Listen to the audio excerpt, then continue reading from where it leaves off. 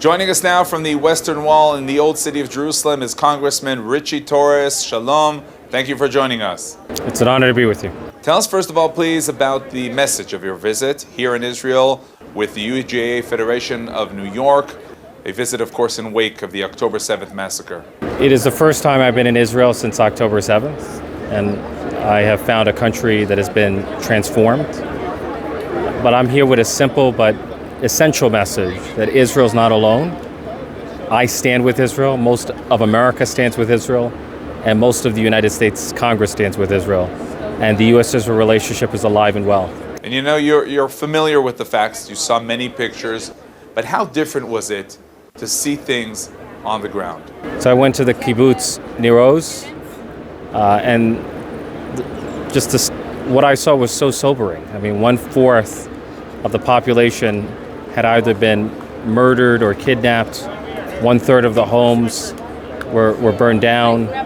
You know, I met members of the hostage families who are connected to half of the hostages that were held captive by Hamas. You know, I heard the story of the oldest hostage who lived through not one but two massacres of Jews, not only October 7th, but the Fahud in Iraq. And so the stories were so sobering. And, you know, I can sense in Israel that the country remains in a state of deep trauma and shock and grief. And yet, despite the overwhelming shock of October 7th, I'm amazed by the remarkable resilience of the Israeli people. You know, I spoke to one of the survivors of the Nova Music Festival, and he had a tag that read, "We will dance again." And those words, "We will dance again," beautifully captures the resilience encoded in the Israeli DNA. Now, you mentioned that you're standing with Israel. How do you relate to the feeling in Israel that the U.S. is not standing with Israel like it was during the days after the attack? Well, look, the United States approved the transfer of weapons to Israel. You know, what we're witnessing is not a change in American policy, but a clash of personalities between the Biden administration and the Netanyahu administration.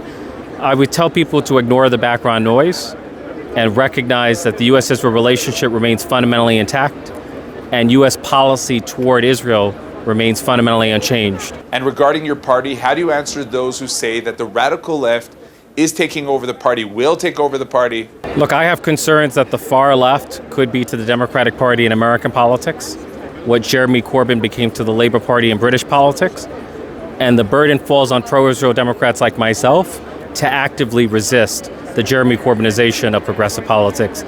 And when I'm hopeful that we will win, and when we fight, we win. And the challenge back home in the U.S., anti-Semitism. Anti-Semitism is rising in wake of the war against Hamas. Look, there's nothing new about anti-Semitism, which is an ancient hatred. What is new, what is unprecedented, is the algorithmic amplification of anti-Semitism on platforms like TikTok. In the House, we passed legislation that would force a sale of TikTok, which to me will be a real breakthrough against anti-Semitism. We need the legislation to pass the United States Senate. Okay, Congressman Ritchie Torres, thank you very much. I'm Israel High.